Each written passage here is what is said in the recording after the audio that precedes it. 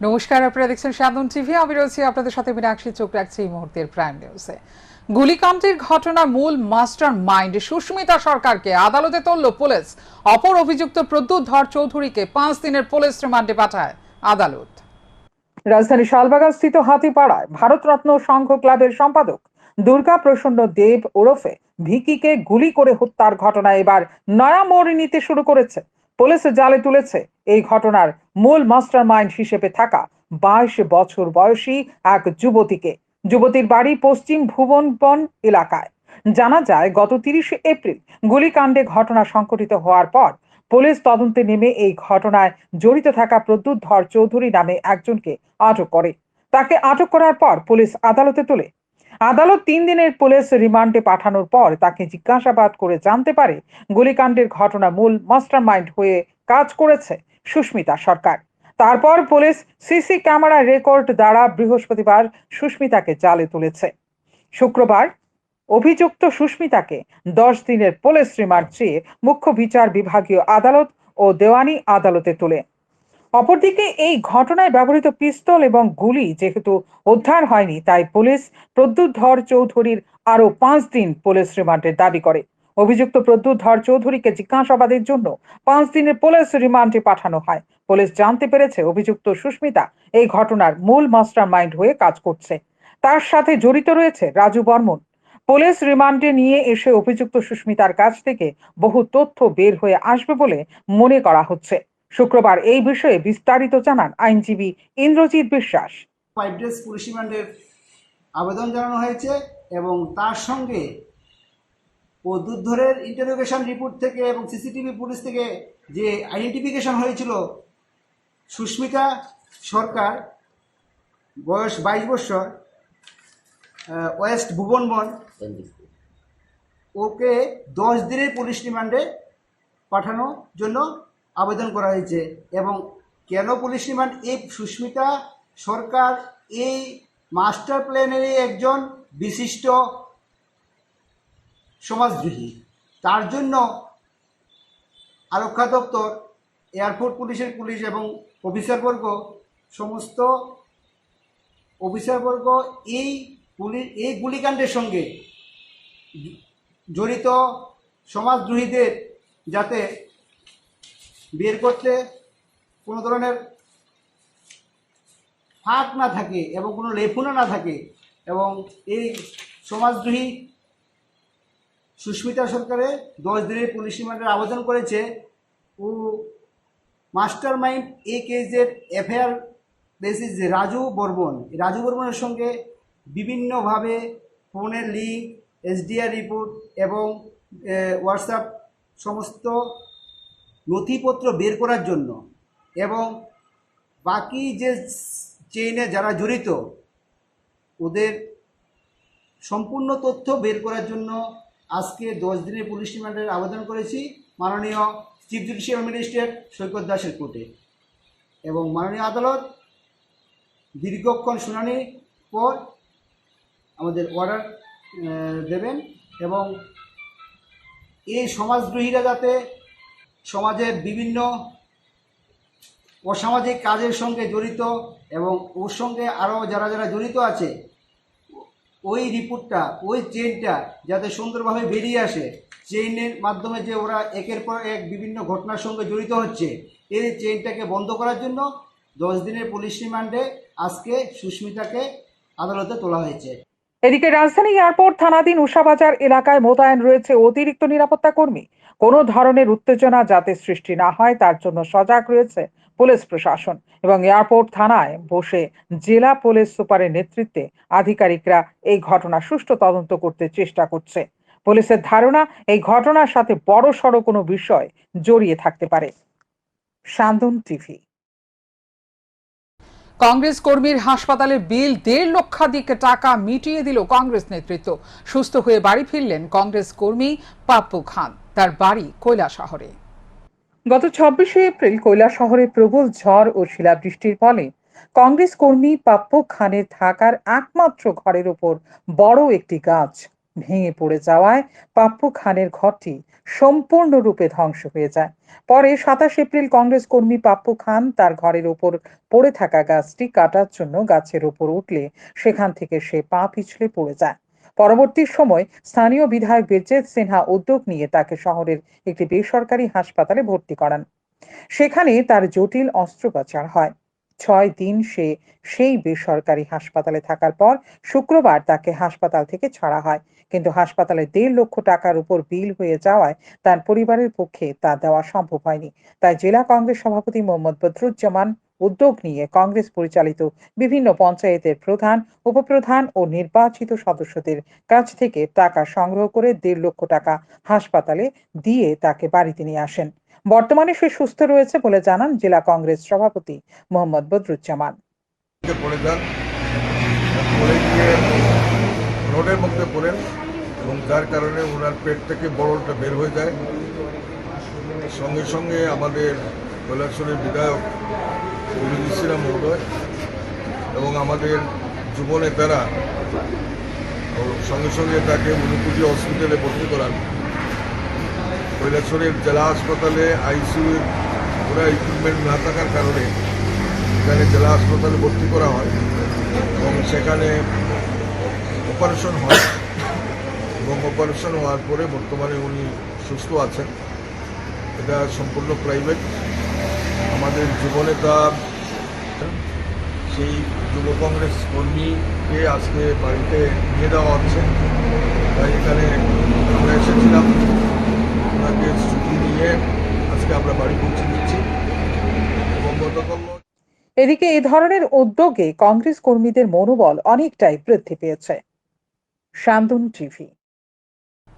তথ্য সংস্কৃতি দপ্তরের সহযোগিতায় পান্তুই স্পোর্টিং সোসাইটির উদ্যোগে রাজধানীর স্বামী বিবেকানন্দ ময়দানে গড়িয়া উৎসব, ঐতিহ্যবাহী ফুড ফেস্টিভ্যাল ও বর্ষবরণ উৎসবের আয়োজন করা হয়। অনুষ্ঠানের উদ্বোধনী অনুষ্ঠানে উপস্থিত ছিলেন তথ্য সংস্কৃতি দপ্তরের অধিকর্তা বিম্বিসার ভট্টাচার্য, পান্তুই স্পোর্টিং সোসাইটির পদাধিকারী সহ অন্যান্যরা। প্রদীপ প্রজ্বলন করে অনুষ্ঠানের সূচনা করেন তথ্য ও সংস্কৃতি দপ্তরের অধিকর্তা বিম্বিসার ভট্টাচার্য। পান্তুই স্পোর্টিং সোসাইটির সম্পাদক চিরকুমার দেববর্মা সাংবাদিকদের মুখোমুখি হয়ে জানান, অন্যান্য বছরের ন্যায় এই বছরও তথ্য সংস্কৃতি দপ্তর ও পান্তুই স্পোর্টিং সোসাইটি যৌথ উদ্যোগে গড়িয়া উৎসব, ঐতিহ্যবাহী ফুড ফেস্টিভ্যাল ও বর্ষবরণ উৎসবের আয়োজন করে। গড়িয়া উৎসব শুধুমাত্র জনজাতিদের জন্য নয়, গড়িয়া উৎসব দুর্গাপুজোর রূপ ধারণ করেছে। জাতি জনজাতি সকলে এই উৎসবে সামিল হচ্ছে। আমরা প্রত্যেক বছরের মতো এবারও আমরা গড়িয়া ফেস্টিভ্যাল এবং বর্ষা বরণ উৎসব, বিশেষ করে গড়িয়া ফেস্টিভ্যাল আমরা প্রত্যেকবারই করি। পান্তুই স্পোর্টিং সোসাইটির সহযোগিতায় এবং তথ্য সংস্কৃতি দপ্তরের উদ্যোগে, যৌথ উদ্যোগে আমরা এই গড়িয়া ফেস্টিভ্যালটা আমরা আজকে শুরু করতে যাচ্ছি। এটার বিশেষ মূলত হলো আমাদের কালচারাল, আমাদের ট্র্যাডিশন, আমাদের ত্রিপুরা রাজ্যের যে মিশ্র সংস্কৃতির যে ঐতিহ্যবাহী আমাদের ট্র্যাডিশন, আমাদের যে ফক এবং স্মোক মিউজিক, এগুলোকে বজায় রাখার জন্য পান্তুই স্পোর্টিং সোসাইটি সর্বদাই আমাদের সাহায্য করে যাচ্ছেন আমাদের প্রশাসন দপ্তরকে। এর পাশাপাশি আমরা জামাতার হাতে আক্রান্ত হয়ে থানায় মামলা করলেন শাশুড়ি। ঘটনা উদয়পুর দাতারাম এলাকায়। অভিযুক্তের নাম শাহা পরান মিয়া।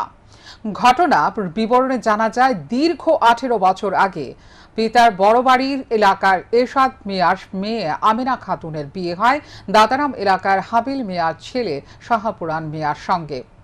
তারপর থেকে কাজকর্ম সহ বিভিন্ন বিষয় নিয়ে আমিনা খাতুনকে মারধর করে তার স্বামী শাহাপুরান মিয়া। অন্যান্য দিনের মতো শুক্রবার মারধর করলে মেয়েকে বাঁচাতে চায় অভিযুক্ত জামাতার শাশুড়ি যায়। তখন শাশুড়িকেও বেধড়ক মারধর করে অভিযুক্ত জামাতা। পরে উদ্ধার করে পরিবারের অন্যান্য লোকজনেরা নিয়ে আসে হাসপাতালে চিকিৎসার পর রাধাকিশোরপুর থানায় একটি মামলা দায়ের করা হয় অভিযুক্ত জামাতার বিরুদ্ধে। কে মারধর করে? জামাইয়া মারধর করার পর ইয়া করছে, তুই চাইতে তোর বাবার বাদ 5 লাখ করে দিয়ে দেন, 5 লাখ করে দিয়ে দেন, আমি আবার বিয়া করিলাম। এখানে কোনো সমস্যা মোবাইল সব তুই না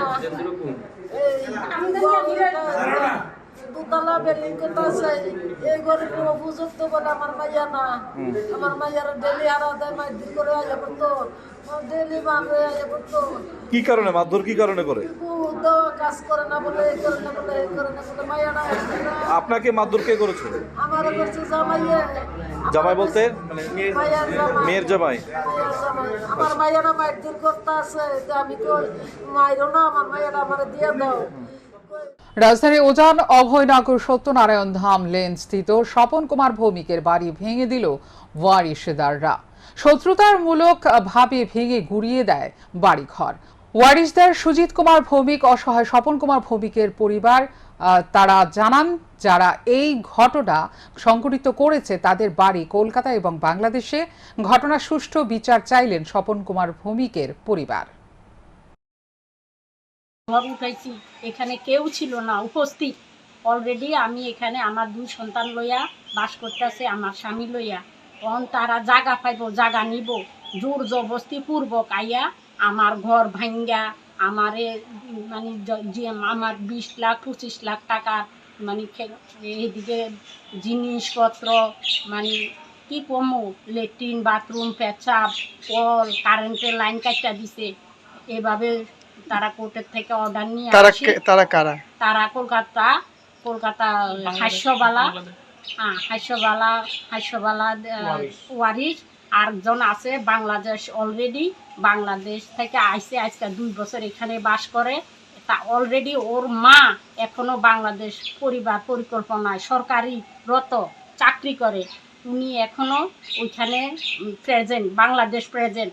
আর যে ভবরঞ্জন ভূমিক এখানে বাস করে 42 বছর, বাংলাদেশ হাই সেকেন্ডারি স্কুলে মাস্টারি করতো। তাই নিয়ে ওইখানে পেনশন পায়, 5-6 মাস পরে পাসপোর্টে গিয়ে পেনশন তুলিয়ে আনে এখানে। তাই নিয়ে বাংলাদেশও অলরেডি এভাবে মুসলমানের কাছে বাড়ি বিক্রি করে, বাড়ি নির্যাতন করে এখানে আইছে। আইয়া আমাদের সঙ্গে এভাবে দিন রাত আমরার সঙ্গে জ্বালায়, আমরা সংসারও অশান্তি করে, বাড়ি ঘরের মধ্যে এই ঝামেলা সৃষ্টি করে দিছে। পরিবারের সূত্রে আপনি তারা কি সম্পর্ক? আমরা পরিবার সূত্রে তারা জ্যাঠাতো ভাই সম্পর্ক। হ্যাঁ, তারা আমরারে এই মানে এখান থেকে উচ্ছেদকরণের প্ল্যান নিয়ে জোর জবরদস্তি এখানে তারা আমার শত্রুতা ভীষণ শত্রু হিসাবে দাঁড়াইয়া আজকে আমার এই মানে এইভাবে আমাদের ধ্বংস করে দিছে। কম দিছে নাকি? জায়গা কম দিছে। অলরেডি তারা 3 ঘন্টার উপরে কইরা জায়গা নিছে। এখন আমার প্রাইভেট আমি নাইছি মাফি দেখি আমার 2 ঘন্টা জায়গা হয় না। এর মধ্যে আমার জোর জবরদস্তি ঘরও ভাঙি দিল, এদিকেও আমার এদিকে রাস্তাও দিল, আমার ঘরের পিছনেও রাস্তা, ওর ক্ষেতের মধ্যে নিয়ে আরো প্লটের জায়গা নিয়ে আইনা আমারে ঢুকাই দিয়া কোনো মতে বুঝাইয়া দিয়া হেরা এইভাবে জোর জবরদস্তি চলে গেছে। আপনি অনেক কি চান? আমি চাই এটা সমস্যা কিভাবে সমাধান করা যাবে, আপনার কাছে অনুরোধ, সাহায্য চাই। মুখ্যমন্ত্রী আপনার কাছে আমি আবেদন রাখছি, আমি যেমন সুষ্ঠুভাবে এই বিচারটা পাই। মণিপুরে ভাতৃদাঙ্গার ঘটনার 1 বছর পূর্তি উপলক্ষে বিশ্ব মিতে কাউন্সিল ত্রিপুরা শাখার উদ্যোগে শহীদদের প্রতি শ্রদ্ধা জানিয়ে মোমবাতি প্রজ্বলন করা হয়। রাজধানীর অভয়নগর প্রতিবালয় হারৈবা মন্দিরের সামনে এই মোমবাতি প্রজ্বলন করা হয়। এদিন আওয়াজ তোলা হয় মণিপুরের অশান্তি থামিয়ে শান্তির পরিবেশ যাতে ফিরিয়ে আনে কেন্দ্রীয় সরকার। যে 1 বছর ব্যাপী যে হিংসাত্মক একটা ঘটনা মণিপুরে হয়েছে, আজকে 1 বছর সম্পূর্ণ হল। 3রা মে 2023 ঘটনাটা শুরু হয়েছিল এবং আজকে সম্পূর্ণ আমরা দেখতে পাচ্ছি যে পুরো 1টা বছর কেটে গেল, কিন্তু এখনো এই ঘটনার কোনো সুরাহা আমরা এখনো কিছু খুঁজে পাই না। সেই হিংসাত্মক এখনো জারি আছে এবং এই 1 বছরের মধ্যে অনেক গুণী জ্ঞানী ব্যক্তি, স্টুডেন্ট, অনেকেই মানে জাতি ধর্ম নির্বিশেষে অনেক লোক এই হত্যাকাণ্ডের মধ্যে প্রাণ দিয়েছে এবং এখন পর্যন্ত চলছেই, অনবরত চলছে। এখনকার মতো এই মুহূর্তের সংবাদ এই পর্যন্ত। বিভিন্ন আপডেটস দেখার জন্য অবশ্যই নজর রাখতে হবে সান্দন টিভির পর্দায়। সান্দন টিভি, দায়বদ্ধতাই যার ঐতিহ্য।